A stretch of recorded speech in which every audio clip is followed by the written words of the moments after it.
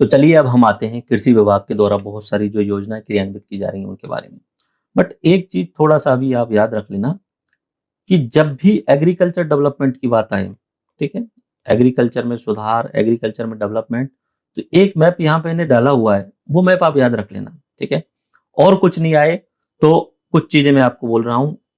उन्नत किस्म के बीज जो कि अपना घर ग्रीन ग्रीन रेवोल्यूशन में था, वही बातें मैं आपको बोल रहा हूँ। एक तो होगा उन्नत किस्म के बीज, हाई क्वालिटी के बीज, ठीक है, उन्नत किस्म के बीज। अच्छा ठीक है, मैं थोड़ा सा कृषि ही समझा देता हूँ, कृषि कैसे होती है आपको पता ही होगा, आप गांव में रहते हैं तो आप सबको पता ही है, पर 1-2 मिनट में समझा देता हूँ जो शहरों में रहते हैं उनके लिए।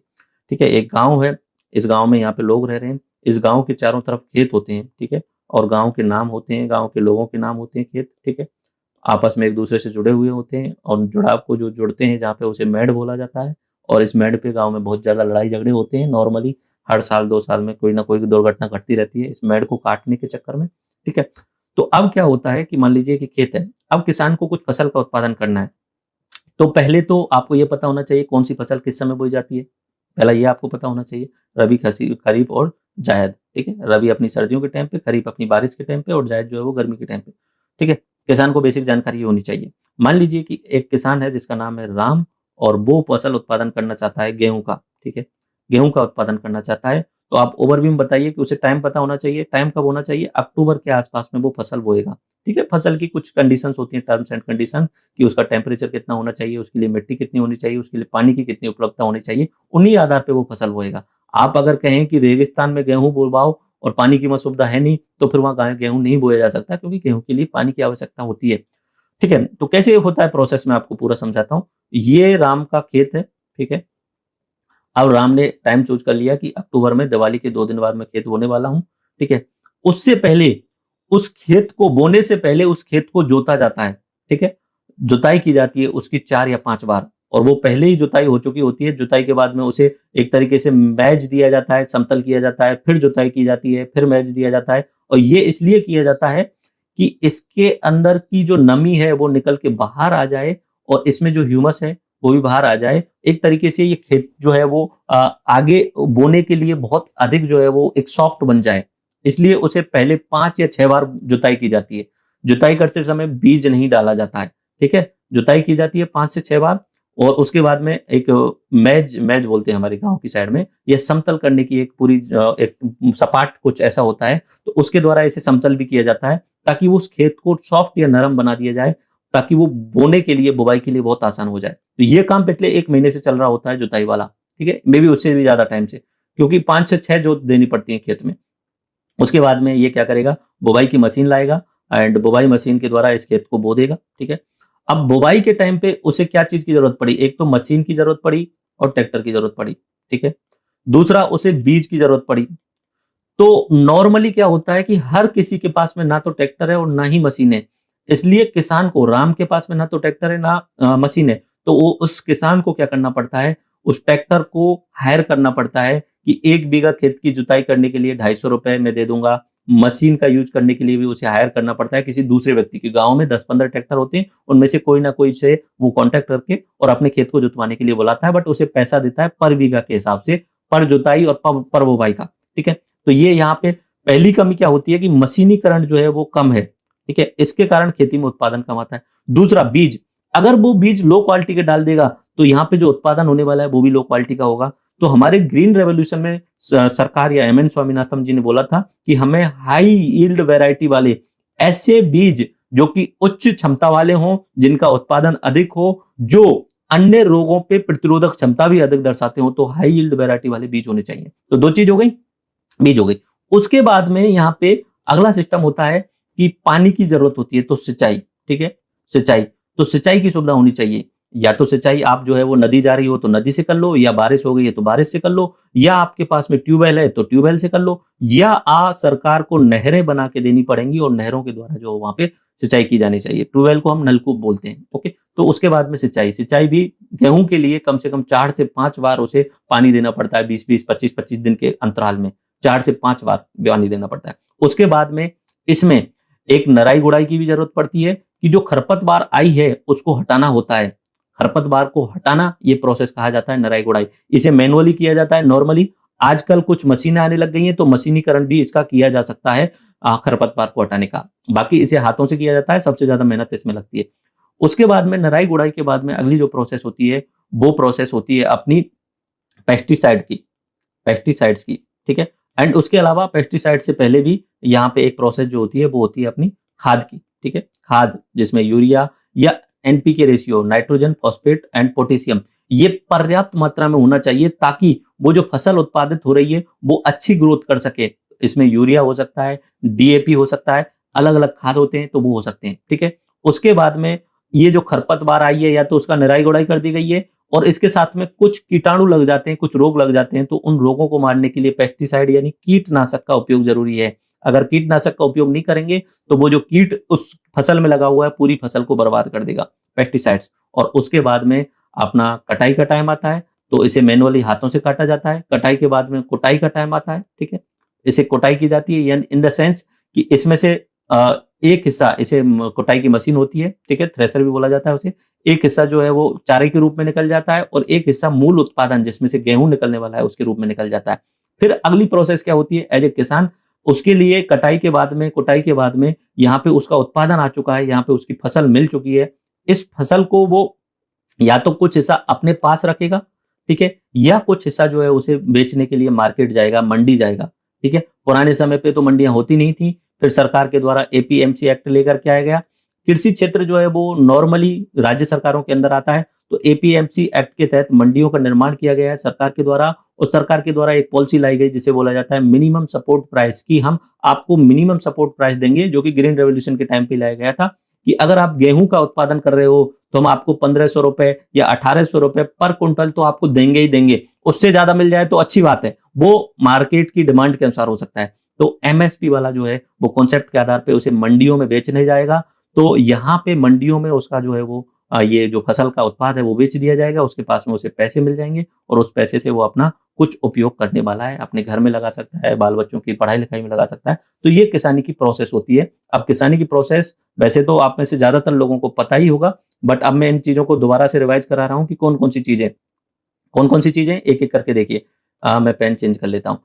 पहला प्रोसेस कि ये राम है, इसे गेहूं बोना है, उसने खेत है, उसने सबसे पहले जुताई कर दी, मौसम चूज कर लिया, दिवाली के 2 दिन बाद से शुरू करना है, तो पहले जुताई उसकी पहले ही हो जाएगी, दिवाली से पहले। बुवाई होगी दिवाली के बाद में, तो बुवाई की जाएगी, उसके द्वारा मशीन और ट्रैक्टर चाहिए, तो मशीन जरूरी है। दूसरा, उच्च क्वालिटी के बीज चाहिए, बीज बोया जा रहा है। उसके बाद में सिंचाई के साधन चाहिए, फिर उसके अलावा खाद चाहिएगा, नराई गुड़ाई की जाएगी जिसमें खरपतवार को बाहर निकाला जाएगा, फिर कीटों को मारा जाएगा पेस्टिसाइड के द्वारा, फिर कटाई की जाएगी, मैनुअली की जा सकती है या आजकल मशीनें आने लग गई हैं काटने के लिए। उसके बाद में उसको थ्रेशर के द्वारा कोटाई की जाएगी, जिसमें एक हिस्सा निकलेगा अपशिष्ट के रूप में चारा और एक हिस्सा निकलेगा मूल उत्पादन के रूप में, गेहूं हो सकता है, सरसों हो सकता है, बाजरा हो सकता है, जौ हो सकता है, मूल उत्पादन। अब उसको बेचने के लिए उसे मंडियों में जाना पड़ेगा, अपने काम में रख लिया कुछ, उसके बाद में मंडी में जाना पड़ेगा, तो इसे बोला जाता है मार्केटिंग, विपणन, इसे बोला जाता है विपणन की प्रोसेस, ठीक है, विपणन की प्रोसेस। उसके बाद में विपणन की प्रोसेस के लिए एपीएमसी यानी एग्रीकल्चर प्रोड्यूस मार्केटिंग कमेटीज बनाई गई,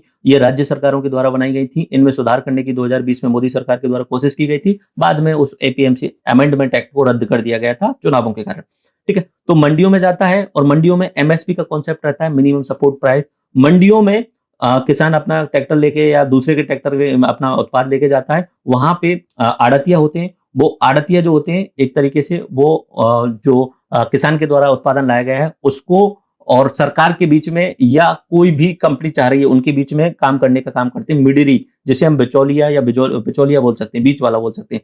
ये आड़तिया भी अच्छा पैसा कमाते हैं क्योंकि इनके पास में परसेंटेज वाइज कमीशन रहता है कुछ, तो ये बीच में आड़तिया रहते हैं जो कि बीच में रहते हैं, और इनके साथ में काम करने वाले कुछ श्रमिक मजदूर होते हैं जिन्हें हमाल बोला जाता है, ठीक है, ठीक है, हमाल बोल सकते हो या श्रमिक मजदूर बोल सकते हो।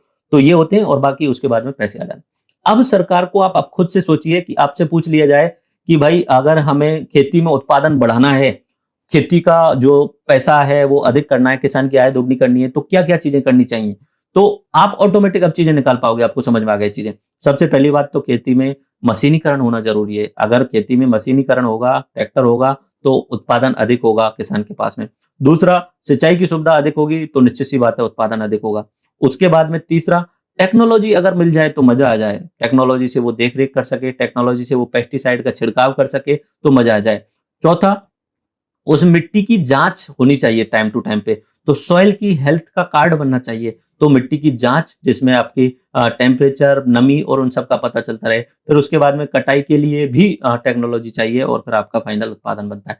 तो इन सब को आप कभी भी बोल दीजिएगा, जब भी एग्रीकल्चर रिलेटेड कोई बात आए तो इन सारी चीजों को, ये जो मैंने प्रोसेस बताई है ना, इसको आप लिख लेना कि किस किस तरीके से कार्य हो रहा है। तो उसके बाद में आप जो है वो एग्रीकल्चर से रिलेटेड सारे एस्पेक्ट कवर कर पाएंगे। और यहीं पे हमारी आती है कृषि विभाग द्वारा क्रियान्वित की जाने वाली योजना। अब ये जो भी योजनाएं रहेंगी वो किसानों से रिलेटेड रहेंगी, या वो मजदूर जो कि मंडियों में काम करते हैं उनसे रिलेटेड रहेंगी, या मार्केटिंग से रिलेटेड रहेंगी। मार्केटिंग में भी अगर किसान को सही पैसा नहीं मिला तो सरकार की कमी मानी जाएगी उसे। ठीक है, शुरुआत करते हैं पहली, मुख्यमंत्री बीज स्वावलंबन योजना। मैंने बोला था कि अच्छा बीज मिलना चाहिए तभी अच्छा उत्पाद बनेगा। ठीक है, इसकी शुरुआत हमारे वसुंधरा जी के टाइम पे की गई थी 2017 में।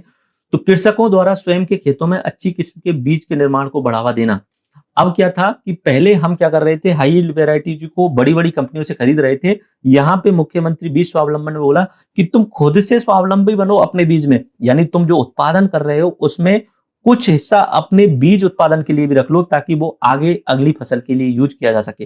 तो स्वयं कृषकों के द्वारा अच्छी किस्म के बीज के निर्माण को बढ़ावा देने के लिए मुख्यमंत्री बीज स्वावलंबन योजना 2017 में शुरू की गई थी। वर्तमान में ये सभी 10 जलवायु खंडों में लागू है। शुरुआत में 3 में शुरू की गई थी, बट उतना बेटर नहीं करता। आज के टाइम पे ऑल राजस्थान में सभी जलवायु खंडों में लागू है। इसमें किन किन चीजों पे फोकस किया गया था, गेहूं, चना, जौ, ज्वार, सोयाबीन, मूंग, मोठ, मूंगफली, उड़द। अब इसमें से सब याद नहीं रहे तो ये 4 याद रख लेना, ताकि एग्जाम में लिखने में आसानी रहे। गेहूं, चना, जौ, ज्वार, मतलब सरसों छोड़ देना, बाकी सब सेम बराबर कर दिए। उसमें बोला गया था 10 वर्ष से कम अवधि तक की पुरानी किस्मों का जो है वो निर्माण किया जाना है इस मुख्यमंत्री बीज स्वावलंबन योजना में। 2 नंबर में पूछ ले, 5 नंबर में पूछ ले, आप लिख सकते हो। बीज स्वावलंबन योजना की शुरुआत सन 2017 में की गई थी। इस योजना का मुख्य उद्देश्य कृषकों द्वारा स्वयं के खेतों में अच्छी किस्म के बीजों का निर्माण करना था। वर्तमान में ये 10 कृषि जलवायु खंडों में क्रियान्वित किया जा रहा है। इसमें गेहूं, चना, जौ, ज्वार आदि बीज का निर्माण किया जाता है, और इसमें पुरानी किस्म के 10 वर्ष से कम अवधि तक के बीज का निर्माण किया जाता है। पहली योजना कंप्लीट। ओके, उसके बाद में महिला कृषक प्रशिक्षण अभियान। तो ये गांव वाले क्षेत्रों में महिलाओं को कृषि से रिलेटेड ट्रेनिंग देने के लिए ये योजना शुरू की गई थी। तो इसमें क्या होता है, ग्राम पंचायत स्तर पे महिला कृषकों को उन्नत कृषि तकनीक का 1 दिवसीय प्रशिक्षण दिया जाता है। नॉर्मली इसमें डाटा देखें तो 30 महिलाओं को शामिल किया जाता है 1 महीने के अंतर्गत, और उनके लिए सरकार 30,000 रुपए कंप्लीट देती है। सबको 1,000 के हिसाब से 30,000 रुपए सरकार देती है। तो ये थोड़ा सा डाटा है, 30 महिलाओं के लिए 30,000 रुपए दिए जाते हैं। बाकी ये नाम से पता चल गया, महिला कृषक प्रशिक्षण। 2 नंबर में पूछा जाए तो डायरेक्ट याद रह जाएगा, ग्राम पंचायत स्तर पे महिला कृषकों को हाई टेक्नोलॉजी जो है वो उन्नत कृषि तकनीक के बारे में प्रशिक्षण देना महिला कृषक प्रशिक्षण में आता है। ओके, कृषि शिक्षा में अध्ययनरत छात्राओं का प्रोत्साहन। तो ये है अपने किसान भाई जो हैं उनके लिए कि उनके बच्चे अगर पढ़ रहे हैं एग्रीकल्चर ब्रांच में जाकर के, तो अगर आप एग्रीकल्चर में जाकर के आप पढ़ रहे हैं तो आपको, किसानों के बच्चे एग्रीकल्चर सेक्टर में जाके पढ़ रहे हैं तो आपको कुछ सहायता राशि दी जाएगी, यानी एग्रीकल्चर को पढ़ने के लिए प्रोत्साहन दिया जा रहा है। अब 12वीं क्लास एग्रीकल्चर से करते हैं तो आप छात्रा हैं, ठीक है, तो आपको 5,000 पर ईयर दिया जाएगा। आप ग्रेजुएशन कर रहे हैं एग्रीकल्चर से तो आपको 12,000 पर ईयर दिया जाएगा। और अगर आप पीजी या पीएचडी कर रहे हैं एग्रीकल्चर से तो आपको 15,000 पर ईयर दिया जाएगा। तो ये छात्राओं को कृषि से रिलेटेड पढ़ाई में जोड़ने के लिए, प्रोत्साहन करने के लिए किया गया। अगली योजना है कृषि प्रदर्शन। इसमें कॉन्सेप्ट है देख करके विश्वास करो। हम आपको, यानी बड़े बड़े जो वैज्ञानिक हैं वो एंड उनके साथ में जुड़ी हुई टीम जो गांव के लेवल पे जाएंगे, पंचायत स्तर पे जाएंगे, बड़ी स्क्रीन पे कुछ आपको चित्र दिखाएंगे, वीडियो दिखाएंगे। तो कृषकों के खेतों पे फसल प्रदर्शन का भी आयोजित किया जाएगा। तो वो कृषि दर्शन, जो टॉप सफल किसान है उसको भी सेलेक्ट करके उसके खेत पे भी फसल प्रदर्शन किया जाएगा कि इसने ये चीजों की, इसलिए इसका इतना डेवलपमेंट हुआ, इसने इतनी अच्छी मात्रा में आय कमाई। तो वो कृषि प्रदर्शन योजना है। बाकी इसमें याद करने का कुछ है नहीं, नाम से पता चल रहा है। ओके, उसके बाद में आता है बीज मिनी किट वितरण। बीज मिनी किट वितरण में ये मिनी किट बांटी जाती है मृदा स्वास्थ्य कार्ड के आधार पे। मृदा स्वास्थ्य card, soil health card. Soil health card में क्या होता है कि आपकी जो जमीन है उसकी हेल्थ चेक की जाती है। आप अपनी जमीन से कुछ मिट्टी उठा के ले जाइए, किसी भी एक कोने से नहीं ले जाना होता है, बीच में से 4-5 जगह से उठा के ले जाना है, मिक्स करना होता है। मिक्स करके आप अपने नॉर्मली आजकल तो तहसील लेवल पे और गांव लेवल पे भी होने लग गई है, लेकिन नॉर्मली जिला लेवल पे एक हेल्थ की जो है वो लेबोरेटरी होती है, सॉइल हेल्थ लेबोरेटरी, वहां अपनी मिट्टी को ले जाके दे दीजिए। वो 5-10 दिन में आपको रिपोर्ट दे देंगे। उस रिपोर्ट में बता देंगे कि आपकी मिट्टी अम्लीय है, आपकी मिट्टी क्षारीय है, या आपकी मिट्टी में ह्यूमस की कमी है, या आपकी मिट्टी में पोटेशियम या आपकी नाइट्रोजन की कमी है। तो वो सारी चीजें उस रिपोर्ट में मिल जाती हैं। उस रिपोर्ट के आधार पे ग्राम पंचायत लेवल पे बीज मिनी किट का वितरण किया जाता है। मिनी किट बांटी जाती है जिसमें बीज होता है, और वो सूक्ष्म पोषक तत्व मिनी किट होता है, जिसमें कि एक तरीके से मृदा स्वास्थ्य कार्ड के आधार पे ही अच्छी क्वालिटी के बीज दिए जाते हैं। ओके, तो ये जो है वो बीज मिनी किट वितरण है। इसमें सरकार 90% तक अनुदान देती है, 10% पैसा जो है वो किसान को देना होता है। लेकिन ये जो बीज मिनी किट मिलेगी वो आपके सॉइल हेल्थ कार्ड के आधार पे ही मिलेगी। आपने अगर मिट्टी को टेस्ट नहीं करवाया तो नहीं मिलेगी। उसके बाद में एक बहुत शानदार और बहुत प्यारा कॉन्सेप्ट आता है, जीरो बजट नेचुरल फार्मिंग। ये वर्तमान समय में काफी इंपॉर्टेंट है और बहुत ज्यादा चर्चा का विषय भी है। Zero budget natural farming in the sense कि आपको खेती करने में पैसा खर्च नहीं करना है। ये नया कॉन्सेप्ट है, जैविक खेती से रिलेटेड भी कर सकते हो, और आजकल तो इसके लिए केंद्र सरकार ने बहुत बड़ा अभियान चलाया हुआ है। सुभाष पालेकर नाम के एक व्यक्ति हैं, उनके द्वारा ये कॉन्सेप्ट शुरुआत की गई थी। जीरो बजट मतलब आप अपने खेत को, पुराने समय पे कैसा था, पुराने समय पे जब हम ये टेक्नोलॉजी वगैरह नहीं जानते थे, तब हम क्या करते थे कि खेत को खुला छोड़ देते थे और सिर्फ बीजों को पटक देते थे और फिर सिर्फ कटाई करने के लिए जाते थे। ऐसा ही होता था। अब दोबारा से वही बात बोली जा रही है कि तुम दोबारा से वो करके देखो, क्या पता इस बार सफल हो जाए और इस बार अच्छी फसल का उत्पादन हो जाए। और ये बात बिल्कुल सही है, क्योंकि कीटनाशक रसायन एक समय तक बहुत बढ़िया है, लेकिन जब उनका उपयोग ज्यादा अधिक होने लग जाता है तो मिट्टी की जो क्वालिटी है वो डिग्रेड हो जाती है, बहुत खत्म हो जाती है। उसके कारण आगे जो उत्पादकता है वो कम रहती है। इसलिए नया कॉन्सेप्ट ये आ रहा है कि भाई मिट्टी को खत्म मत करो, सॉइल को मत मारो, आप जीरो बजट फार्मिंग का अपनाओ। अब जीरो बजट फार्मिंग क्या होगी? जीरो बजट फार्मिंग ऐसे होगी, बहुत आसान सी है, कुछ नहीं करना होगा। ये आपका खेत है मान लीजिए, ठीक है, ये आपका खेत है। आपको क्या करना है? बरसात का इंतजार करना है, ठीक है, वर्षा ऋतु का इंतजार करना है। आपको ना तो इसमें से कुछ उत्पादित हुआ है, मान लीजिए कुछ खरपतवार पैदा हुई है, ठीक है, उस खरपतवार को भी नहीं काटना है, ठीक है। काट के अगर काटोगी भी तो खेत में पटक दो आप उसे, तो वो खेत में पटकने के बाद में, सड़ने के गलने के बाद में वो खुद से ही खाद बन जाएगी, ठीक है, वो खाद बन जाएगी। उसके अलावा आप अपनी गाय का पालन कीजिए, गाय पालिए। गाय का गोबर, गाय के मूत्र के आधार पे आप जो है वो गौमूत्र के आधार पे जैवामृत बनाइए, ठीक है, जैवामृत जिसे बोला जाता है, ठीक है। तो ये बनाइए। वर्षा ऋतु हुई, जैसे वर्षा हुई आपको सीधा क्या करना है, हाथों से जाकर के बीज को जो है वो खेतों में पटक देना है। अब आपको कुछ नहीं करना है, अब आपको सिर्फ इंतजार करना है 3-4 महीने का, और आप कटाई के टाइम पे जाके कटाई करने चले जाइए। मतलब आपको मेहनत नहीं करनी है। तो इसे को जीरो बजट की, आप पैसा खर्च मत करो, उससे ज्यादा आपकी इनकम हो जाएगी उसमें, ये बात है। कृषि उत्पादन रसायन मुक्त करना है, लागत में कमी करनी है, किसान को आत्मनिर्भर बनाना है। लेकिन वो कुछ प्रोसेस हैं, उसमें जीवामृत का यूज किया जाना है, कुछ खाद हैं जो देसी तरीके से डाले जाएंगे, कुछ बीज को जो मॉडिफाई किया जाना है वो भी देसी तरीके से किया जाना है, जिसमें आपको कहीं बड़ी कंपनी से बीज नहीं लेना पड़े, बड़ी कंपनी से यूरिया नहीं लेना पड़े, बड़ी मशीनों की जरूरत नहीं पड़े, सिर्फ कटाई करने के टाइम पे जरूरत पड़े। तो वो जो होती है वो अपना आत्मनिर्भर बनाने के लिए जीरो बजट नेचुरल फार्मिंग होती है। इसकी घोषणा 2019 के बजट में की गई थी। खेती में जान तो सशक्त किसान, इसका ये लोगो है। वर्तमान में हमारे राजस्थान में 15 जिलों में क्रियान्वित है, शुरुआत में 3 जिलों में है, ये कोई फर्क नहीं पड़ता कितने जिलों में, बट ये ध्यान रख लेना जीरो बजट नेचुरल फार्मिंग क्या होती है। उसके बाद में राष्ट्रीय खाद्य सुरक्षा मिशन, ये जो है वो खाद्य सुरक्षा मिशन, ये 3-4 चीजों से कंप्लीट होता है एक्चुअली में। हमारे सरकार राजस्थान, अपने इंडिया में, ठीक है, अपने इंडिया में बहुत सारे लोग गरीब हैं, और उन गरीब लोगों के लिए भोजन की कमी है, ठीक है, भोजन नहीं मिल पाता है। तो इस भोजन की कमी को पूरा करने के लिए हमने एक खाद्य सुरक्षा मिशन शुरू किया था। इस खाद्य सुरक्षा मिशन के 3-4 पार्ट होते हैं। एक होता है उत्पादन वाला पार्ट, एक होता है अफोर्ड कराने वाला, एक होता है एक्सेस कराने वाला, ठीक है। आप उत्पादन करो, ठीक है। अब उत्पादन किसान करेंगे तो खाद्य सुरक्षा मिशन के तहत यहाँ पे किसानों के लिए कार्य दे दिएगा। अफोर्ड यानी जो उसे खरीदने वाले हैं, उस गेहूं को खरीदने वाले हैं, उनके लिए सब्सिडी दो। आप 15 रुपए किलो नहीं खरीद सकते, वो उसे उतने पे अफोर्ड नहीं कर पाएंगे, तो आप सब्सिडी दो, उसे 2 रुपए पर केजी के हिसाब से दो। एक्सेस के लिए कि भाई वो लोग शहर में जाके नहीं ले सकते, आप उन्हें गांव में अपना एफपीएस, फेयर प्राइस शॉप के थ्रू, गांव में फेयर प्राइस शॉप जो होती है, राशन की किसान डीलर की जो दुकानें होती हैं, उनके थ्रू लोगों तक पहुंचाओ। तो ये जो होता है वो प्रोसेस होता है, वो अपना खाद्य सुरक्षा का प्रोसेस होता है। उसका एक हिस्सा जो होता है वो किसानों के लिए होता है, वो है अपना राष्ट्रीय खाद्य सुरक्षा मिशन, खाद्य उत्पादन पर निर्भरता।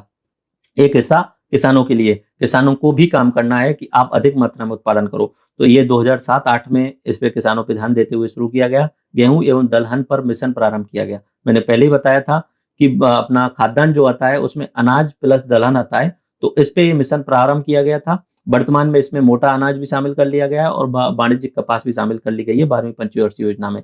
इसका वित्त पोषण जो होता है वो 60:40 का होता है। आगे भी 60:40 का मतलब कि जहां पे भी सब्सिडी दी जा रही है, खर्चा हो रहा है, उसमें 60% जो है वो केंद्र खर्च करेगा और 40% राज्य सरकार खर्च करेगी। ये अनुपात रहता है केंद्र और राज्य का, तो ये थोड़ा सा ध्यान रखने बात है। बाकी आगे भी जितनी योजनाएं आएंगी सब में 60-40 का ही अनुपात रहने वाला है। तो कुछ की पॉइंट क्या निकल के आए, इसमें हाई यील्ड वैरायटी के बीज का वितरण किया जाएगा, उच्च तकनीक का प्रदर्शन किया जाएगा, कीट प्रबंधन कैसे, कीटनाशक या कीटों को कैसे जो है वो हटाना है खेती से, वो जैविक खेती प्रशिक्षण के माध्यम से उत्पादन एवं आय बढ़ाना। अब ये वाली बातें ना आप हर योजना के साथ जोड़िएगा। कोई भी योजना कृषि से रिलेटेड चलाई जा रही है तो वो क्यों चलाई जा रही है, क्योंकि उन्हें उत्पादकता बढ़ानी है और किसान की आय बढ़ानी है। और किसान की आय बढ़ाने के लिए, उत्पादकता बढ़ाने के लिए वही बातें बोली जाएंगी, उच्च यील्ड का वैरायटी, तकनीक का, कीटों का प्रबंधन, रासायनिक प्रयोगों का सही प्रयोग किया जाना, सॉइल हेल्थ कार्ड। ये चीज आप किसी भी योजना के साथ में जोड़ देना। कृषि से रिलेटेड कोई भी योजना है, ये बात आपको जोड़नी ही जोड़नी है। उत्पादकता बढ़ाना, आय बढ़ाना, इन सबको पूरा करने के लिए उच्च क्वालिटी के बीज होना, उच्च तकनीक का प्रदर्शन करना या उच्च तकनीकी की उपलब्धता होना, कीट प्रबंधन किया जाना, जैविक खेती का प्रशिक्षण देना, ये सब बातें जो है वो आपको हर स्कीम के साथ में रखनी होनी चाहिए। खाद्य सुरक्षा मिशन, ये एक ओवरव्यू में हमने देखा क्या है, NFSM national food security mission, खाद्य उत्पादन पर निर्भरता करने के लिए है। 2007 में गेहूं और दलहन से शुरू किया गया था, केंद्र सरकार के द्वारा ये शुरुआत की गई थी। इसमें अगर पैसे की बात की जाए तो 60:40 का रेशियो रहता है। 12वीं पंचवर्षीय योजना में मोटा अनाज यानी मक्का, जौ और उसके अलावा वाणिज्यिक फसल जैसे कि कपास और पटसन को भी शामिल कर लिया और इसके उद्देश्य में ये शामिल है। अब NFSM का हिस्सा एक और आता है कि चलो यहाँ पे उन्होंने बोल दिया कि चलो नेशनल फूड सिक्योरिटी में हम गेहूं दलहन उसके अलावा मोटा अनाज पे तो कर रहे हैं, फिर उन्होंने बोला कि यार 2015-16 से आप ऐसा करो, तिलहन को भी शामिल करो, ऑयल पाम को भी शामिल करो, तो ये भी शामिल कर दिया। तिलहन फसलों और वृक्ष जनित पौधों की उत्पादकता में वृद्धि करने के लिए नेशनल एफ बोलेंगे, NS कर दिया है मैंने इसे एक्चुअली में, नेशनल फूड सिक्योरिटी, ये होगा NFSM, ठीक है, नेशनल फूड सिक्योरिटी मिशन। तो इसमें जो है वो नॉर्मली तिलहन और ऑयल का उत्पादन बढ़ाना है, ठीक है, किसी भी नाम से चलाई जा रही है तो उसी चीज को बढ़ाना है। ये न्यूट्रिशियल है, तो इसमें बाजरा और ज्वार जो कि अधिक मात्रा में पोषक उपलब्ध कराते हैं, तो 2018-19 में NFSM के अंतर्गत न्यूट्रिशियल को भी जोड़ दिया गया था, यानी बाजरा और ज्वार को भी जोड़ दिया गया। तो बस बात खत्म। ये सारी चीजें किससे रिलेटेड हो गई, NFSM नेशनल फूड सिक्योरिटी से रिलेटेड हो गई। बेसिक आपको क्लियर समझ में आया कि कैसे कहां से क्या कनेक्ट करना है, ये उद्देश्य समझ में आ गया कब से कहां। तो थोड़ा सा डाटा याद रखना कि NFSM की शुरुआत जो हुई है वो 2007-8 में हुई है, 2015 में इसमें कुछ और चीजें जोड़ दी गई हैं, ओके। उसके अलावा तिलहन वाला और आम ऑयल वाला भी जोड़ दिया गया है और न्यूट्रिशियल में बाजरा और जोड़ दिया गया। उसके बाद में हम बात करते हैं कि यहाँ पे राजस्थान कृषि प्रतिस्पर्धात्मक योजना, बट उससे पहले एक मैंने इमेज लगाई हुई है नेशनल फूड सिक्योरिटी मिशन वाली, इसे आप पढ़ लीजिए। ब्रीडर सीड प्रोडक्शन ऑफ न्यूट्रिशियल, तो ये न्यूट्रिशन वाली है, ठीक है।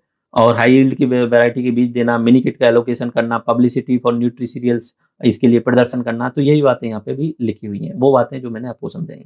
उसके बाद में अगली योजना आती है राजस्थान कृषि प्रतिस्पर्धात्मक योजना परियोजना।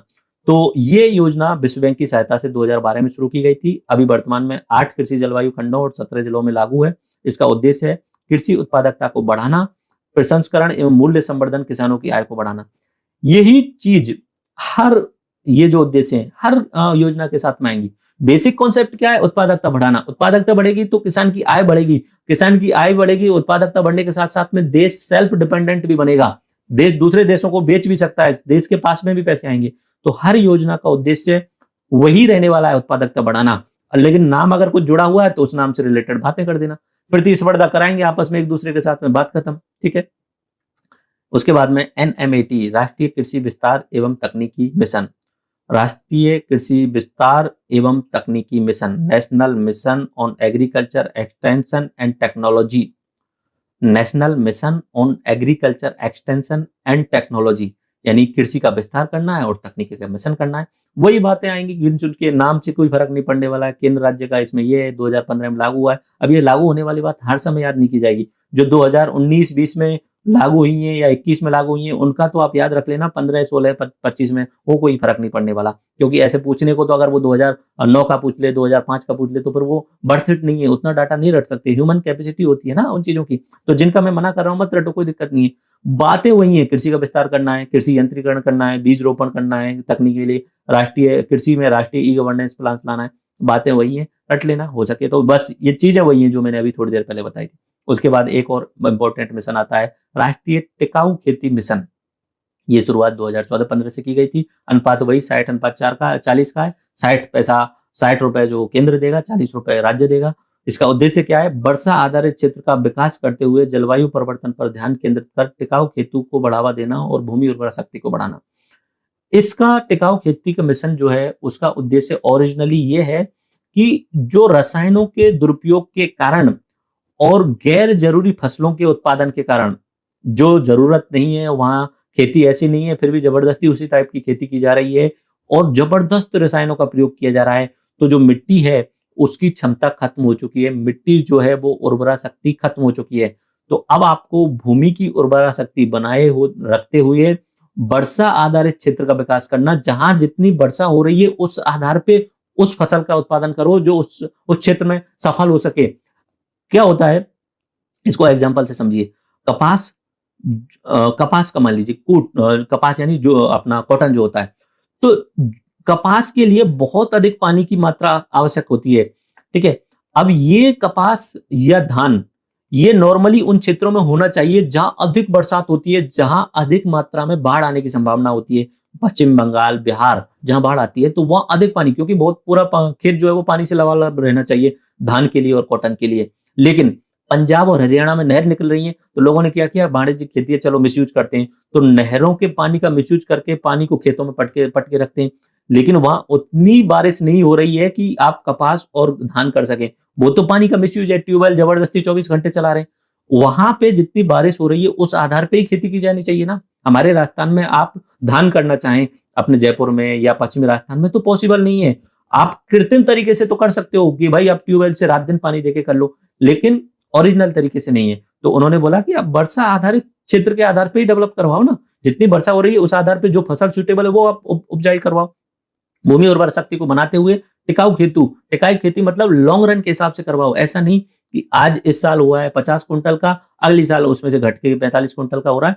कोशिश ऐसी करो कि भूमि उर्वरा शक्ति बनी रहे और आगे भी उत्पादन बढ़ता रहे। ओके, इसमें पुरानी 4 योजनाओं को सम्मिलित कर लिया गया था, राष्ट्रीय सूक्ष्म सिंचाई मिशन, राष्ट्रीय जैविक खेती मिशन, राष्ट्रीय मृदा स्वास्थ्य कार्ड योजना, वर्षा आधारित क्षेत्रीय विकास कार्यक्रम, ये जोड़ लिए गए थे। और इस समय वर्तमान में अपने टिकाऊ खेती के 4 उप मिशन चल रहे हैं। वर्षा आधारित क्षेत्र का विकास करना, रेन एरिया डेवलपमेंट का विकास करना कि भाई ये एरिया जो है वो इस फसल के लिए सूटेबल है।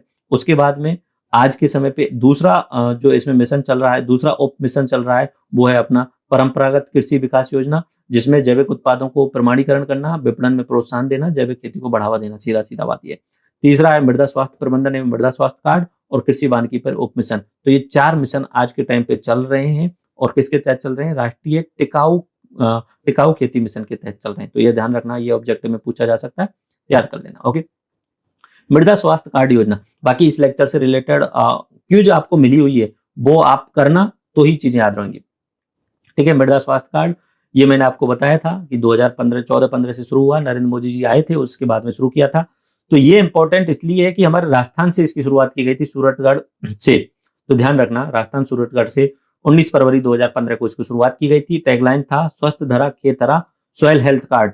उद्देश्य फसल आवश्यकता अनुसार संतुलित खाद की सिफारिश करना, लवणीय और क्षारीय मृदा में सुधार करने की कोशिश करना। बात वही है कि आपके पास में यहाँ पे खेत है, आप इस खेत में से 4, 5, 6 अलग अलग जगहों से मिट्टी उठाएंगे, मिट्टी को लेबोरेटरी में ले जाएंगे, लैब वाले उसे चेक करेंगे, चेक करके बताएंगे कि इसमें क्या कमी है, एनपीके कमी है या लवणी है या क्षारीय है। फिर आपको वो सिफारिश करेंगे कि इतनी मात्रा में आप यूरिया डालना, पर हेक्टेयर आप इतना 5 किलो या 10 किलो इतना यूरिया डालना। आप अपनी मर्जी से जब यूरिया डालते हैं कि आपको लगता है कि यूरिया डालने से जो है फसल का उत्पादन बढ़ता है, तो आप अधिक मात्रा में यूरिया डाल देते हैं। तो हो सकता है 1 साल के लिए उत्पादन बढ़ जाए, लेकिन उसके यूरिया के कारण उस मिट्टी की जो धारण क्षमता है वो कम हो जाती है, तो अगले साल आपको नुकसान होने वाला है। और यूरिया अधिक मात्रा में डालने से आपका पैसों का भी नुकसान होता है, लागत अधिक हो जाती है। तो कृषि स्वास्थ्य कार्ड योजना ध्यान रखना, सूरतगढ़ में लागू। उसके बाद में राष्ट्रीय कृषि विकास योजना, ये 2007-8 से शुरू हुई थी। कृषि क्षेत्र के लिए एकीकृत जिला कृषि योजना तैयार करना, राष्ट्रीय कृषि विकास योजना। अब इसमें क्या किया गया कि चलो अब हम एक जिले लेवल पे कलेक्टर को आदेश दे दें कि जिले लेवल पे आप योजनाएं तैयार करवाओ कि इस गांव का, इस जिले का विकास किस तरीके से करना है। तो एकीकृत जिला कृषि योजना तैयार करने के आधार पर राष्ट्रीय कृषि विकास योजना शुरू की गई थी 2007-8 से। रेशियो वही है 60-40 का।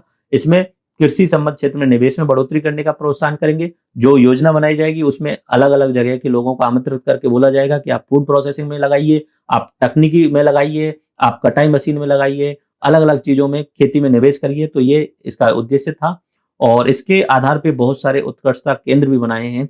और उत्कृष्टता केंद्र का मतलब होता है सेंटर ऑफ एक्सीलेंट, कि आप इनको देख करके सीख सकते हैं, समझ सकते हैं। जैसे कि खजूर के लिए जैसलमेर सागर नाम की जगह है, वहां पे एक सेंटर ऑफ एक्सीलेंस बनाया गया। अनार के लिए बस्सी जयपुर में सेंटर ऑफ एक्सीलेंस बनाया गया। सीताफल के लिए चित्तौड़गढ़ में। अब ये वाला जो पॉइंट है ना सारे, ये प्री के लिए इंपॉर्टेंट है। फूल के लिए सेंटर ऑफ एक्सीलेंस बनाया गया सवाई माधोपुर में। अमरूद के लिए डोडावास टोंक में सेंटर ऑफ एक्सीलेंस बनाया गया। खट्टे फल के लिए कोटा के नाता में ये बनाया गया है उत्कृष्टता केंद्र। आम के लिए धौलपुर में बनाया गया है। संतरा के लिए झालावाड़ में बनाया गया है। अगर आप ये भी याद कर लेते हो तो आपको ये भी इनडायरेक्ट तरीके से पता चल जाएगा कि किस फसल का कहाँ पे अधिक मात्रा में उत्पादन हो रहा है। तो अगली बार आपसे कोई पूछे कि सीताफल का अधिकतम उत्पादन कहाँ होता है, तो चित्तौड़गढ़ में होता है, क्योंकि वो एक्सीलेंस वाला सेंटर वही बनाया जाएगा जहां उस फसल का उत्पादन हो रहा होगा अच्छी मात्रा में।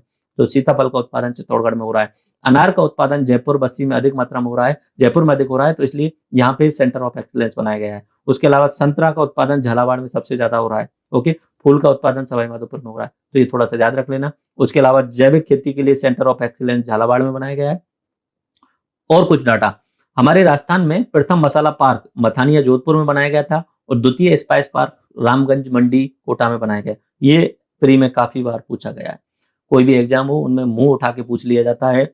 आरपीएससी या आरएसएसएमबी के द्वारा बताइए पहला स्पाइस पार्क कहाँ बनाया गया था, तो मथानिया जोधपुर। दूसरा स्पाइस पार्क कहाँ बनाया जा रहा है, रामगंज मंडी कोटा में बनाया गया। तो ठीक है, याद रख लेना राष्ट्रीय कृषि विकास योजना। बाकी चीजें समझाने की उसमें जो है वो पहले ही समझा दिया। एक तो आपको पता होना चाहिए उद्देश्य क्या है, उत्पादकता। उत्पादकता बढ़ाने के लिए क्या बातें बोली, वही बातें बोली, वो अच्छी क्वालिटी का बीज, तकनीकी होनी चाहिए, रसायनों का सही प्रयोग होना चाहिए, सॉइल हेल्थ कार्ड होना चाहिए किसी कटिंग के लिए। फिर मार्केटिंग वाला अगला पॉइंट आने वाला है, उसमें हम बात करेंगे। ओके, प्रधानमंत्री कृषि सिंचाई योजना ये 2015-16 शुरू की। रेशियो वही है। उद्यान की विभाग द्वारा इसे जो है वो लागू किया जा रहा है, तो ये ध्यान रख लेना, ये इंपॉर्टेंट है। बाकी विभाग जो बाकी ज्यादातर चीजें जो है वो कृषि विभाग के द्वारा है, ये उद्यान की विभाग के द्वारा। फॉर्म पॉन्ड बनाना, आपके खेत में बीच में गड्ढा खोद के 5 फुट का गड्ढा खुदवा दिया और नीचे की साइड में एक पॉलीथीन की वो आती है, तो उसे लगवा देते हैं, बड़ी वो आती है, एंड उससे एक फॉर्म पॉन्ड बन जाता है, तालाब बन जाता है खेत वाला। जल हौजों का निर्माण करवाना, डिग्गियों का निर्माण करवाना, ये उद्यान की विभाग द्वारा किया जाता है और इसमें उसको सब्सिडी दी जाती है और हेल्प की जाती है कि आप ऐसे कर सकते हैं।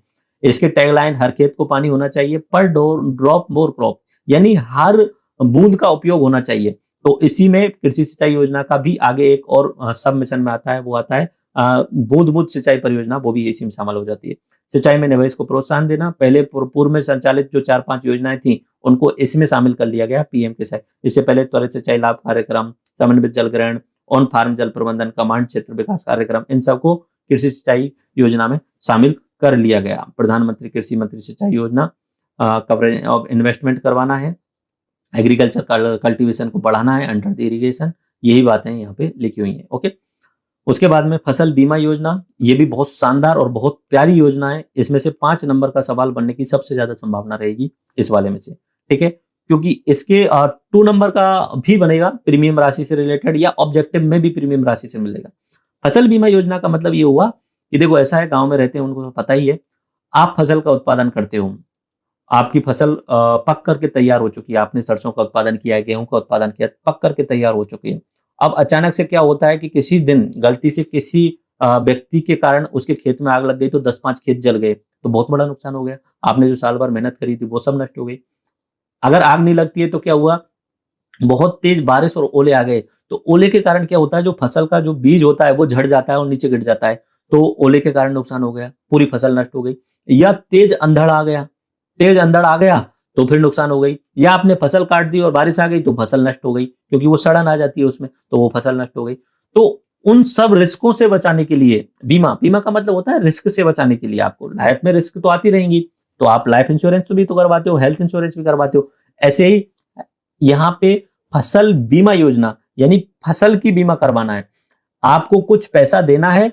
अगर आपकी फसल गलती से किन्हीं कारणों से, प्राकृतिक कारणों से नष्ट हो जाती है, तो आपको कुछ एजेंसी जो बीमा कर रही है, भारतीय कृषि बीमा कंपनी, वो आपको उस फसल का पैसा देगी। ठीक है, तो ये इसमें है, 2016 से शुरू किया गया था।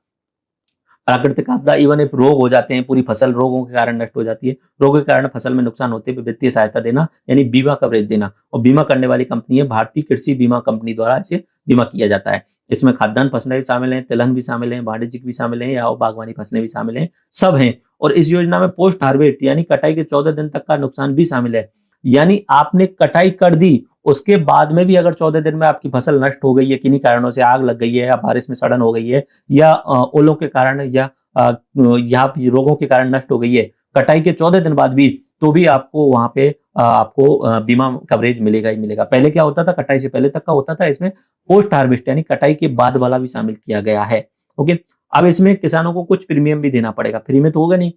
अगर आप खरीफ की फसल का उत्पादन कर रहे हो, खरीफ की फसल यानी जो बारिश के महीने में होती है, जून जुलाई में शुरू हो जाती है और अक्टूबर तक कट जाती है, तो आपको ज्वार बाजरा जिसमें होता है, तो 2% प्रीमियम देना होगा। ये डिसाइड कर लिया जाता है कंपनी के द्वारा, तो वो कितना 1 बीघा में उत्पादन होने वाला है इस क्षेत्र में, तो उसके आधार पर 2% देना होगा। रबी की फसल में 1.5%, और अगर आप उद्यान है आपका, बागवानी कर रहे हो, तो 5% उसका बीमा करवा लीजिए। गलती से कुछ नष्ट हो जाता है तो 5% प्रीमियम देते रहिए, और गलती से कुछ गड़बड़ी होती है एंड तो प्राकृतिक आपदा में नुकसान होने की स्थिति में आपको पूरा का पूरा बीमा कवरेज किया जाएगा। किसके द्वारा? राष्ट्रीय भारतीय कृषि बीमा कंपनी के द्वारा। बाकी आप बरसात जब भी होती है सर्दियों के मौसम में, तब आप डेली अखबार खोलेंगे तो आप देखेंगे कि इतनी फसल का नुकसान हो गया, पाला पड़ने के कारण इतनी फसल का नुकसान हो गया। तो वो रिस्क है, उस रिस्क से बचने के लिए फसल बीमा, ये 5 नंबर के लिए बहुत इंपॉर्टेंट है। ये पॉइंट रट लेना हर कंडीशन में, किसानों की मुश्किल वक्त में मदद करना, ये इसका उद्देश्य है अपनी पीएम फसल बीमा योजना। उसके बाद में राष्ट्रीय बागवानी मिशन, जिसमें 60 अनुपात 40 का अनुपात है। उद्यान की फसलों जिसमें फल फूल मसाला ये सब शामिल होते हैं, उनकी उत्पादकता बढ़ाना राजस्थान के 24 जिलों में लागू है। अब इससे रिलेटेड एक पॉइंट और है, राजहंस योजना। 2007 में हमारे राजस्थान सरकार के द्वारा बागवानी को बढ़ावा देने के लिए राजहंस योजना शुरू की गई थी। अब वो जो है वो मर्ज हो चुकी है राष्ट्रीय बागवानी मिशन में। ओके, उसके बाद में राष्ट्रीय आयुष मिशन। आयुष का मतलब होता है अपना औषधीय पौधे जो हैं उनको बढ़ावा देने के लिए। तो 2009 में एक योजना चलती थी राष्ट्रीय औषधीय पादप मिशन, उसका नाम बदल के अब कर दिया गया है राष्ट्रीय आयुष मिशन। ओके, उसके बाद में एक इंपॉर्टेंट योजना है पीएम कुसुम योजना, पीएम किसान ऊर्जा सुरक्षा एवं उत्थान महाअभियान। अच्छा, एक चीज आपको माननी पड़ेगी, केंद्र सरकार जो है वो एक्रोनिम्स बनाने में बहुत शानदार है, हर चीज में एक बहुत अच्छा वर्ड निकाल लेती है। जबरदस्ती उन्होंने इस तरीके से ठूसा और एक आसान शब्द निकाल दिया, कुसुम योजना। ठीक है, ताकि याद रह सके, आपको आपके दिमाग में बन सके। ये चीज याद रखना, मैं भी बोल रहा था कि एक्रोनिम्स बनाना सीखो तो चीजें याद आसानी से होती हैं। पहले पहले वर्ड ले लिए, आसानी से याद हो गया। पीएम किसान ऊर्जा सुरक्षा उत्थान महाअभियान। ठीक है, बाकी इसका कोई रिलेशन नहीं है, बट उन्हें कुसुम से रिलेट करना था तो ऐसे शब्द उठा लिए, उत्थान उठा लिया, महाअभियान उठा लिया, सुरक्षा उठा लिया। ठीक है, तो ये थोड़ा सा एक्रोनिम्स वाला। और याद रखना कि जब एक्रोनिम्स बना लोगे तो बहुत आसानी से चीजें भी याद हो जाती हैं। इसलिए मैं बोलता हूं कि अगर कोई लंबे पॉइंट है तो उनके पहले पहले पॉइंट को उठा लो और एक पूरा वर्ड जैसा बना लो। जैसे यहाँ कुसुम शब्द बना है, ऐसे खुद भी बना लो, ताकि लॉन्ग रन में आपके लिए आंसर याद हो सके। तो इसमें अन्नदाता से ऊर्जादाता बनाना है। अब अन्नदाता से ऊर्जादाता कैसे बनाना है? इसके 3 घटक हैं एक्चुअली में। 3 घटक इन द सेंस कि आपको सोलर ऊर्जा के माध्यम से देश की और सरकार की मदद करनी है। देश में जो है वो बिजली की जरूरत है, तो आप अपनी जहां पे भी बंजर भूमि है, आपके पास में बंजर भूमि है, वहां पे सोलर प्लांट लगाइए। तो कोई भी किसान 500 किलोवाट से 2 मेगावाट तक का सौर संयंत्र स्थापित कर सकता है ऑन ग्रिड, और उसे आप ग्रिड से कनेक्ट कर दीजिए। यानी जो लाइट जा रही है, बिजली जा रही है, उसके तारों से कनेक्ट करवाइए। उससे क्या होगा कि आपकी जो बिजली उत्पादित हो रही है वो ऑन ग्रिड जुड़ जाएगी और बाकी लोगों को सप्लाई हो जाएगी। आपको क्या होगा, आपने जितनी भी लाइट बनी है, आपके कारण जितना भी ऊर्जा बनी है, उसका पैसा आपको मिलेगा मीटरिंग के द्वारा, आपको उसका पैसा मिलेगा। तो ये बस ये सिस्टम बहुत महंगा पड़ता है। 500 किलोवाट बहुत होता है एक्चुअली में।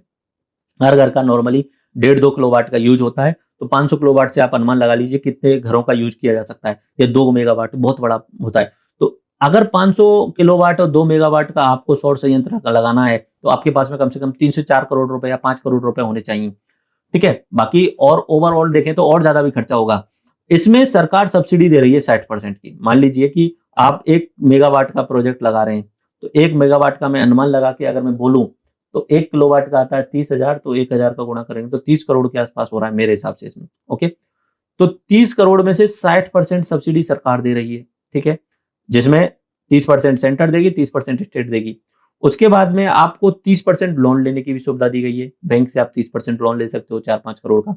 उसके बाद में 10% तो आपको फिर भी 2 करोड़ रुपए तो आपको कम से कम खुद को देने ही पड़ेंगे, ठीक है।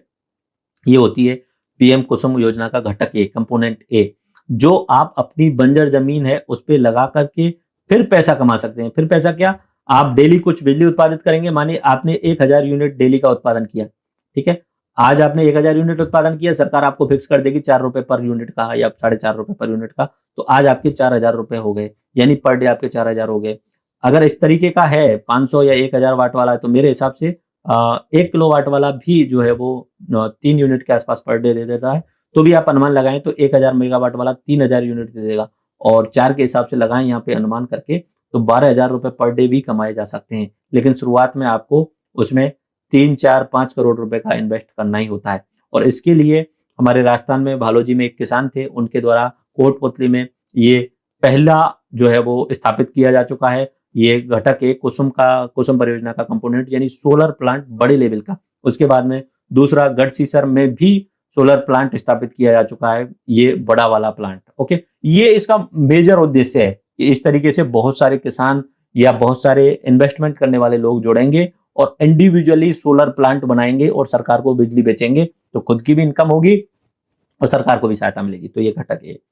घटक बी की बात करें तो उद्यानिकी विभाग द्वारा इसे क्रियान्वित किया जा रहा है, वही नॉर्मल है, इसमें घटक बी और सी में कुछ खास बात नहीं है। घटक बी में कहा है कि जो अगर कोई किसान नया अपना ट्यूबवेल बना रहा है, तो उस ट्यूबवेल के लिए जो मोटर डाली जाए वो सोलर पंप आधारित होनी चाहिए। तो उन्होंने बोला है 20 लाख 7.5 हॉर्स पावर वाली जो है वो हम सोलर मशीन पंप देंगे, उसमें 60% का अनुदान भी देंगे। ओके, और घटक सी में बोला है कि जो किसान पहले से ट्यूबवेल चला रहे हैं, जिनके ट्यूबवेल बिजली पे चल रहे हैं, उनको भी हम 60% अनुदान देंगे। अगर आप पुराने वाले सिस्टम को हटा के नया सौर पंप लगा लें तो हम आपको 60% अनुदान देंगे। तो ये कुसुम योजना है, जिसके की पॉइंट है अन्नदाता से ऊर्जादाता, कि पहले तो आप अन्न का उत्पादन कर रहे थे, अब आप ऊर्जा का भी उत्पादन करने वाले हो, और इवन इफ आपकी इनकम भी होने वाली है। लेकिन इनकम तब होगी जब आपके पास में इन्वेस्टमेंट के लिए पैसा होगा 3-4 करोड़। बाकी घटक और बी और सी आप अगर किसान हैं तो आपके लिए यूजफुल है। अपने वहां पे जो आपने मोटर लगाई हुई है जो कि बिजली या डीजल पे चलती है, उसको छोड़ करके आप सोलर पंप लगवाइए, उसमें 60% का अनुदान दे रही है सरकार। ठीक है, पुराना है तो उसको हटा करके भी आपको 60% का अनुदान दे रही है। तो ये है अपनी पीएम कुसुम योजना। देन एक और योजना है fertigation, foliar, fertilisation and automation योजना। ये 2019-20 में शुरू की थी। फर्टिगेशन तकनीक से फसलों के लिए आवश्यक जल घुलनशील पोषक तत्व उपलब्ध करवाना, उच्च गुणवत्ता युक्त उत्पादन और पोषक तत्वों की दक्षता बनाना। मतलब ये है कि उत्पादन बढ़ाना है, और जो फसल का उत्पादन हो रहा है उसकी दक्षता, थोड़ी पोषक तत्व उसमें अधिक मात्रा में होनी चाहिए। इसलिए ये बस इतना ध्यान रख लेना, इसमें पोषक तत्वों की जो दक्षता है वो बढ़ाने के लिए ये पूरी योजना शुरू की गई है। FFA इस तरीके से याद करें, fertigation, foliar, fertilisation and automation. ये सब काम उधर की साइड में होगा, लेबोरेटरी वगैरह में होगा। आपको तो एक अच्छी क्वालिटी का जो है वो अधिक क्वालिटी के जो है वो बीज वगैरह मिल जाएंगे। तो ये है इसका मुख्य उद्देश्य, पोषक तत्व। ये ध्यान रख लेना, पोषक तत्व। इसके की पॉइंट के रूप में पोषक तत्व, जो आपका गेहूं बन रहा है, जो आपका बाजरा बन रहा है, उसमें न्यूट्रिशियन अधिक मात्रा में होनी चाहिए, खाने के बाद में वो पौष्टिक अधिक होना चाहिए। ठीक है, तो ये होगा फर्टिगेशन, फोलियर वाला टेक्नोलॉजी। तो ये अपनी योजनाएं हुई, मैं रिवाइज कराता हूँ 5 मिनट में, सारी बहुत इंपॉर्टेंट है। मुख्यमंत्री बीज स्वावलंबन योजना, उद्देश्य कृषकों द्वारा स्वयं के खेतों में अच्छी किस्म के बीजों का निर्माण करना। महिला प्रशिक्षण, गाँव में प्रशिक्षण देना महिलाओं को। कृषि विभाग द्वारा महिलाओं के लिए प्रोत्साहन राशि, 12वीं क्लास में पढ़ रही है तो 5,000 रुपए एग्रीकल्चर सेक्टर में जाके। 12वीं में स्ट्रीम होती है ना, साइंस सेक्टर ले लिया, कॉमर्स ले लिया, आर्ट ले लिया, ऐसे एग्रीकल्चर भी होती है, तो एग्रीकल्चर ले लिया तो 12वीं में 5,000। BA कर रहे हैं तो 12,000 रुपया छात्रा के लिए, और PG और PhD कर रहे हैं तो 15,000 रुपये पर ईयर। कृषि प्रदर्शन, ठीक है, आप प्रदर्शनियों के द्वारा समझाओ, और जिस किसान ने अच्छा किया है उसके खेत में ले जाके लोगों को समझाओ। बीज मिनी किट, बीज दिए जाएंगे मिनी किट, उसमें 90% अनुदान देंगे। जीरो बजट, पैसा खर्च मत करो, छोड़ दो, और जीरो बजट होना चाहिए जिसमें रसायन मुक्त और लागत में कमी हो। राष्ट्रीय खाद्य सुरक्षा मिशन का एक हिस्सा जो किसान वाला है, वो अधिक उत्पादन करने के लिए है। ओके, वही बातें ये सब मैंने आपको बताई हुई थी। ओके, उसमें बाद में शुरुआत में जो थे वो गेहूं और दलहन थे, बाद में तिलहन आम ऑयल जोड़ा, न्यूट्रिशियल जोड़ दिया, तो ये ध्यान रखना है। उसके बाद में कृषि प्रतिस्पर्धात्मक योजना, ये थोड़ा सा याद रखना, प्री के लिए एक पॉइंट बनता है। ये सवाल पूछा जा सकता है, राजस्थान कृषि प्रतिस्पर्धात्मक योजना ये किसके सहयोग से चलाई जा रही है? तो विश्व बैंक की सहायता से। ये प्री का सवाल बनता है। ओके, ये और कुछ नहीं है इसमें। उसके बाद में कृषि का विस्तार, ये भी कुछ नहीं है। टिकाऊ खेती, वही बात है कि उर्वरा शक्ति को बनाते हुए वर्षा आधारित क्षेत्र का विकास करते हुए टिकाऊ खेती पे डोल देना है। मृदा स्वास्थ्य कार्ड, अपनी मिट्टी को ले जाओ, जमा कराओ, स्वास्थ्य धरा, खेत हरा। अगर आपकी स्वस्थ धरा है तो खेत निश्चित सी बात है अच्छा होगा। राष्ट्रीय कृषि विकास योजना, वही कृषि का विकास करना है अलग अलग तरीके से। ठीक है, उसमें उत्कृष्टता केंद्र, ये थोड़ा सा याद रख लेना। खजूर का जो है वो जैसलमेर में, अनार का बस्सी जयपुर में है, सीताफल का चित्तौड़गढ़ में, फूल का सवाई माधोपुर में, अमरूद का डोडेवास टोंक में है, आम का धौलपुर में। ये आप थोड़ा सा याद रख लेना है। प्रथम मसाला पार्क अपना मथानिया जोधपुर में है। द्वितीय रामगंज मंडी कोटा में। पीएम कृषि सिंचाई योजना आपको मैंने बता दिया था, हर खेत पानी और पर ड्रॉप मोर क्रॉप। ठीक है, यह है उद्यानिकी विभाग द्वारा इसका इंप्लीमेंट किया जाता है, ये ध्यान रख लेना। फसल बीमा योजना, ठीक है, इसमें प्रीमियम याद रखना, खरीफ वाली जो है वो 2%, 1.5% रबी वाली और अपनी बागवानी वाली 5% होती है। और कौन करवा रहा है? भारतीय कृषि बीमा कंपनी के द्वारा ये किया जा रहा है। इसमें खाद्यान्न फसलें, तिलहन, वाणिज्यिक और बागवानी फसलें शामिल हैं। राष्ट्रीय बागवानी मिशन, ठीक है, बागवानी फल फूल मसाला ये जो पौधे होते हैं बड़े बड़े, इनका। आयुष मिशन, औषधीय पौधों को बढ़ावा देना। पीएम कुसुम योजना, ये अन्नदाता से ऊर्जादाता बनाना है। इसमें ये वाला है 60% सब्सिडी दी जाती है, जिसमें 30 सेंटर देता है, 30 राज्य देता है, 30% आप लोन भी ले सकते हो, 10% किसान को खुद को खर्च करना पड़ेगा। फर्टिगेशन फोलियर वाली जो है उसमें पोषक तत्वों की दक्षता बढ़ानी है जो उत्पादन हो रहा है उसमें। ओके, अब बात करते हैं हम कृषि विपणन की। कृषि विपणन में आपको मार्केटिंग हुई कि आप किसान ने क्या किया, फसल का उत्पादन तो कर लिया, फसल उत्पादन हो गई, ठीक है, आपके पास में गेहूं जो है वो इकट्ठा कर लिया आपने काट के और कूट के, ठीक है, आपका गेहूं हो गया। अब शुरुआत में तो किसान क्या करता है, अपने घर में ही जमा करता है शुरुआत में, अपने काम के लिए उसमें से थोड़ा सा निकाल देता है, एक साल मेरा इतना खर्चा होने वाला है, मान लीजिए 10 क्विंटल में एक साल मेरा काम चल जाता है, 10 क्विंटल निकाल लिया, बचा हुआ मान लीजिए 100 क्विंटल का उत्पादन हुआ, बचा हुआ 90 क्विंटल गेहूं वो बेचने के लिए जाएगा। बेचने के लिए उसे पहली काम तो ट्रांसपोर्ट चाहिए, ले जाने के लिए भी तो कुछ चाहिए, ट्रांसपोर्ट यानी ट्रैक्टर वगैरह चाहिए। ये तो गेहूं वगैरह का है, अगर सब्जी बेची जा रही है तो और फास्ट ट्रांसपोर्ट चाहिए। और गेहूं वगैरह में तो क्या है कि आपको कोल्ड स्टोरेज के लिए जरूरत नहीं है, सब्जी अगर बेच रहे हैं तो 2 या 3 दिन में बेच दो, नहीं तो फिर उसे कोल्ड स्टोरेज की जरूरत जरूरी है, तभी जाके वो सुरक्षित रहेगी, नहीं सब्जी खराब हो जाएगी। तो किसान जो उत्पाद है उसको ट्रांसपोर्ट के माध्यम से मंडियों तक ले जाता है। इन मंडियों का गठन जो है वो एपीएमसी एक्ट के तहत किया गया था, ठीक है, इन मंडियों का गठन किया गया। इन मंडियों में आड़तिया होते हैं जो कि उन फसलों को खरीदते हैं, उसे सरकार को दे सकते हैं या किसी व्यापारी या किसी जो इंडस्ट्री है उसको दे सकते हैं। और ये एमएसपी का ध्यान रखा जाता है, मिनिमम सपोर्ट प्राइस का। और एमएसपी जो है वो कुछ रूल्स होते हैं उनके आधार पर जीत आती है। जैसे लेवी बोला जाता है कि आप अपनी जो आपने गेहूं लिया है या सरसों ली है, उस सरसों को आप एक लेबोरेटरी में ले जाएंगे, चेक कराएंगे, तो आपका लेवी वहां चेक की जाएगी, भाई इतना परसेंट है। मान लीजिए कि 45 की डिमांड है और आपका 42 मिला है, तो एमएसपी से कुछ कम पैसा आपको मिलने वाला है उसमें। और आपको 45 में से 45 पॉइंट मिल गए आपकी क्वालिटी के, तो आपको पूरी एमएसपी दी जाएगी उस आधार पे कि भाई आपको 1800 रुपए पर क्विंटल के आधार पे दिया जाएगा। ये होता है ये पूरी विपणन की प्रोसेस। अब विपणन की प्रोसेस में आप देखें तो कहां कहां की कमी नजर आ रही होगी। एक कमी तो नजर आ रही है कि यहाँ बिचौलिए हैं, ये कभी बहुत मिसयूज कर लेते हैं। दूसरा, किसान के लिए ट्रांसपोर्ट की प्रॉब्लम है, ठीक है। तीसरा, किसान गया दिन भर मंडी में रहेगा, परेशान होता रहेगा। गांव से शहर जाना भी अपने आप में बहुत बड़ी बात होती है। याद रखना, हम शहरों में रह रहे हैं तो नॉर्मल लग रहा होगा, लेकिन गांव से शहरों में जब हम पहली बार जाते हैं ना और दिन भर परेशान होते हैं तो हमें ही पता रहता है या किसानों को ही पता रहता है कि किस तरीके की परेशानियां झेलनी पड़ती हैं। चौथा, इन आड़तियों के अंडर काम करने वाले जो श्रमिक होते हैं, हमाल होते हैं, उनकी भी बहुत सारी परेशानियां हैं, उनके लिए भी कुछ योजनाएं चलाई जानी चाहिए। तो विपणन से रिलेटेड ये सारी प्रॉब्लम है, इनको यहाँ पे देखना होता है। इनकी संस्थाएं, मंडियां और प्रमुख योजनाएं, ये चीजें यहाँ पे कवर करनी है। तो विपणन के लिए 2 प्रमुख संस्थाओं को आपको पता होना चाहिए। कृषि विपणन निदेशालय का गठन 1980 में किया गया है, ये सबसे इंपॉर्टेंट है।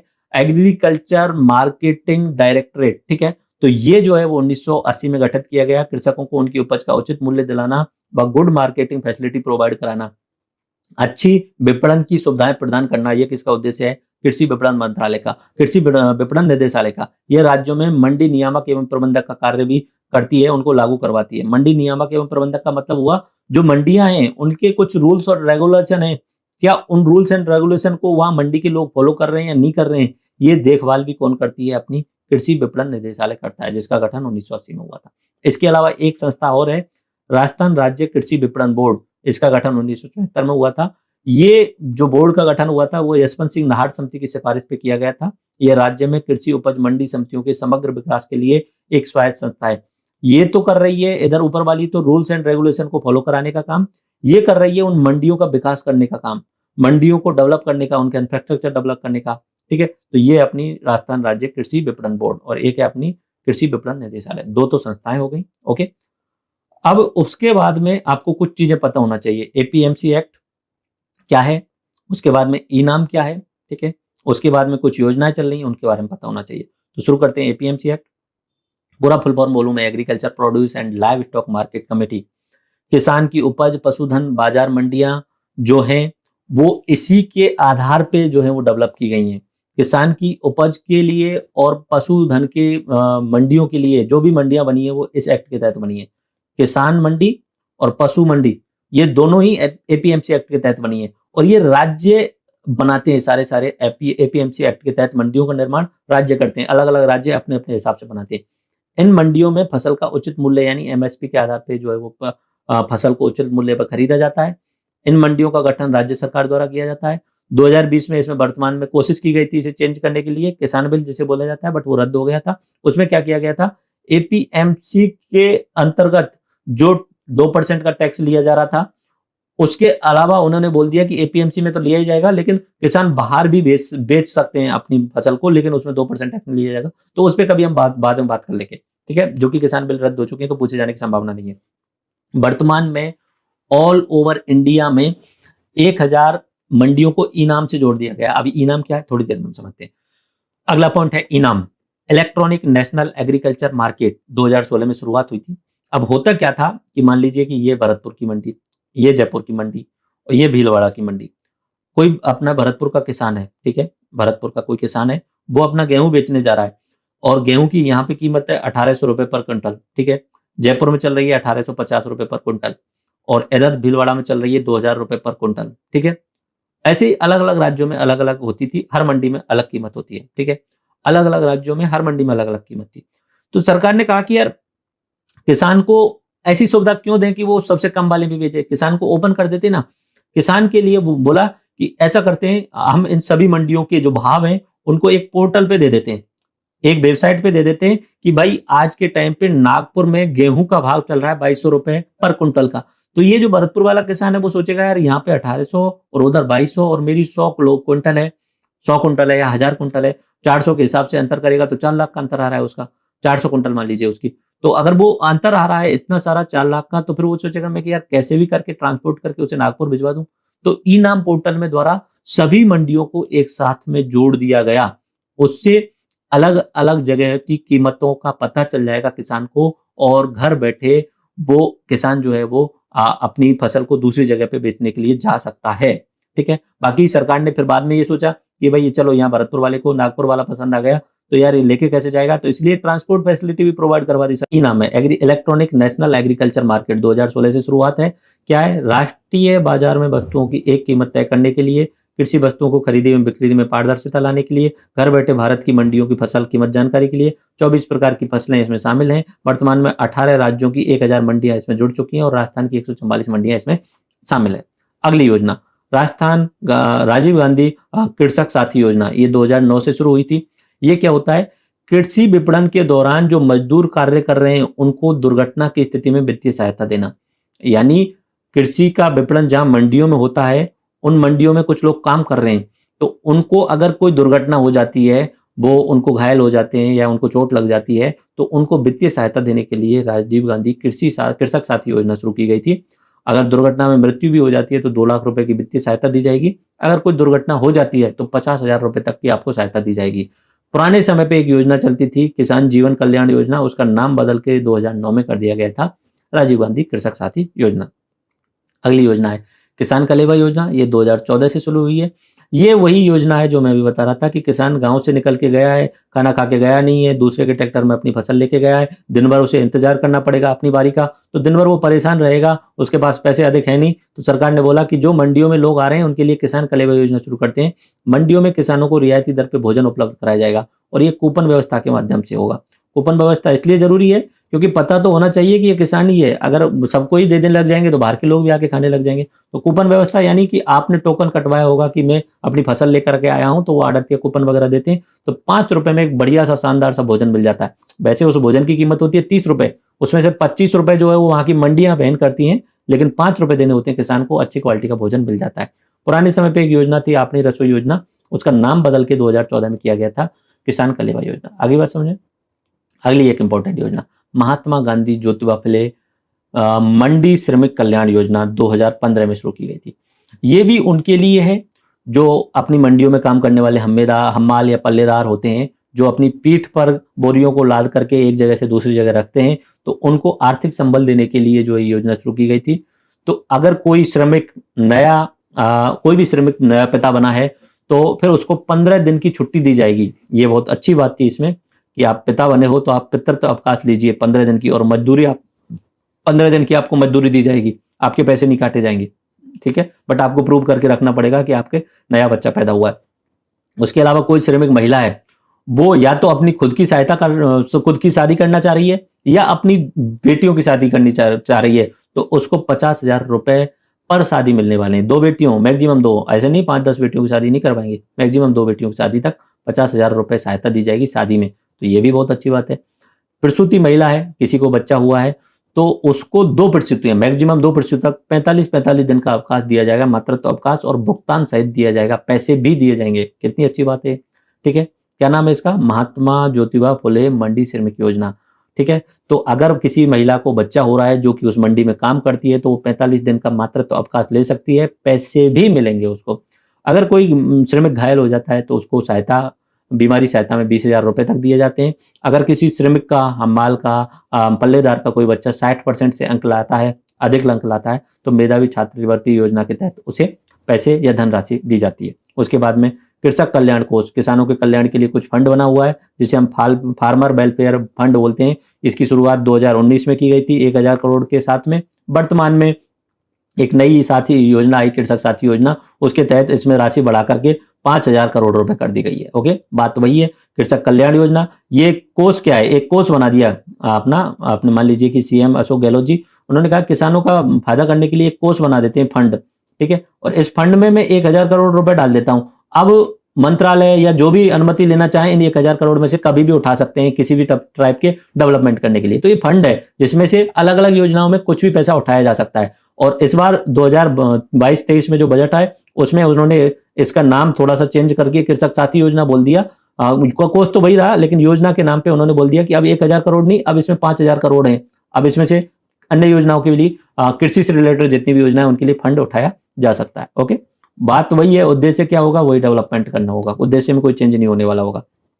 कृषक कल्याण कोष 2019 में शुरू, 1,000 करोड़ के साथ में उद्देश्य क्या है, किसानों को व्यापार एवं खेती में सहायता प्रदान करना, कृषि उपज का सही मूल्य दिलाना, ठीक है। उसके बाद में कृषक साथी योजना, ये फरवरी 2021 में घोषणा की गई थी, ठीक है।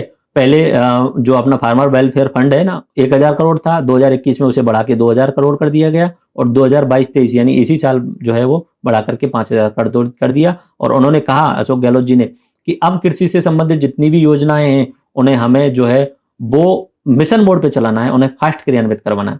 उसके बाद में एक अपना योजना आती है प्रधानमंत्री सूक्ष्म खाद्य प्रसंस्करण उद्योग उन्नयन, स्मॉल फूड प्रोसेसिंग यूनिट्स का डेवलप करना।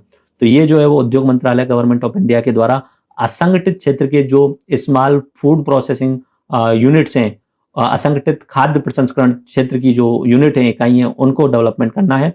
इसमें राजस्थान की नोडल एजेंसी है राजस्थान राज्य कृषि विपणन बोर्ड, और इसमें वित्त पोषण जो है वो इस हिसाब से होगा। और आगामी 5 वर्षों में इस तरीके की फूड प्रोसेसिंग यूनिट बनानी है, ठीक है। आप बोल रहे होंगे सर ये एफपीएसयू क्या बोल दिया आपने, क्या है ये फूड प्रोसेसिंग, क्या है खाद्य प्रसंस्करण, क्या है खाद्य प्रसंस्करण, क्या है, ठीक है। खाद्य एंड प्रोसेसिंग, फूड और उसको प्रोसेसिंग करना, ठीक है।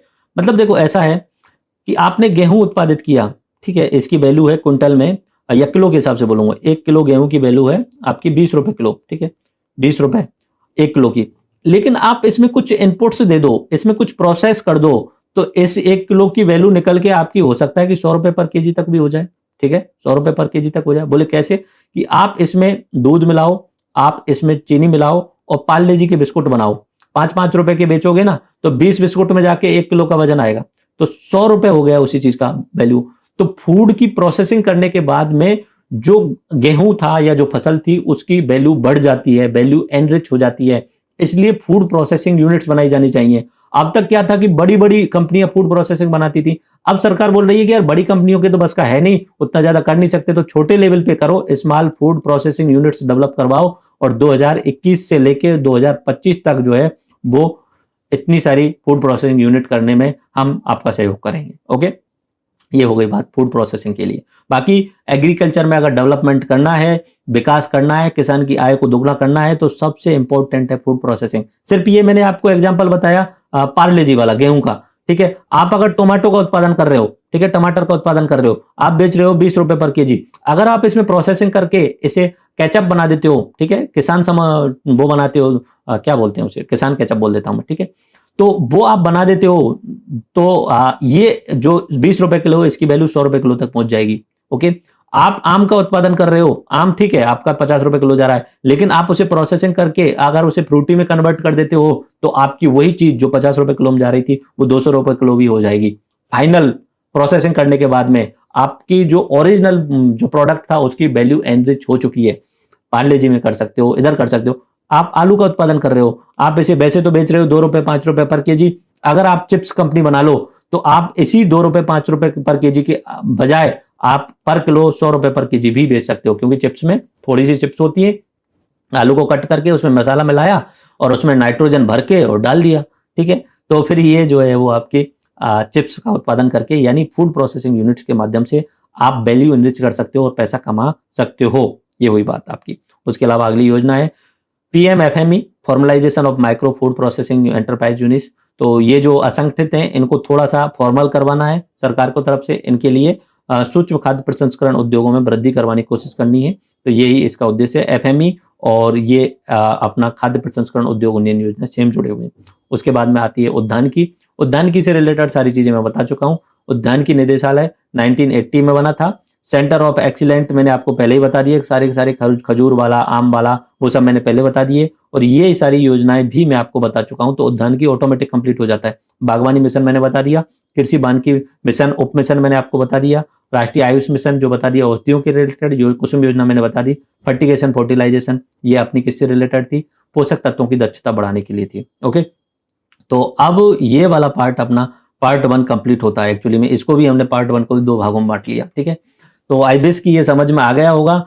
एक बार रिवाइज करते हैं। कृषि बीज स्वावलंबन योजना, बीजों को आत्मनिर्भर बनाना, महिलाओं को प्रशिक्षण देना, शिक्षा में लड़कियों को शिक्षा देने के लिए पैसे देना, 5,000 12वीं में, 12,000 रुपए एग्रीकल्चर से आप ग्रेजुएशन कर रहे हो तो PhD कर रहे हो तो 15,000 रुपए पर ईयर। कृषि प्रदर्शन, कृषि मिनी किट योजना वितरण किया जाएगा। जीरो बजट नेचुरल फार्मिंग, खर्चा नहीं करना है, रसायन मुक्त बनाना है। खाद्य सुरक्षा मिशन जिसमें गेहूं दलहन शामिल थे, बाद में बाकी चीजें जोड़ दी गई। ये चीजें मैं आपको बता दी, हर जगह जोड़ दे सकते हैं। फिर तिलहन और पाम को भी जोड़ा गया NFSM में, फिर न्यूट्रिशियल को भी जोड़ा गया। फिर प्रतिस्पर्धात्मक, ये विश्व बैंक की सहायता से चल रहा है। कृषि का विस्तार करने के लिए 4 अलग अलग पार्ट हैं, ठीक है।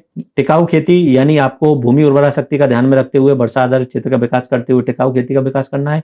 मृदा स्वास्थ्य कार्ड केंद्र सरकार के द्वारा सूरतगढ़ से शुरुआत की गई थी, स्वस्थ धरा खेतहरा।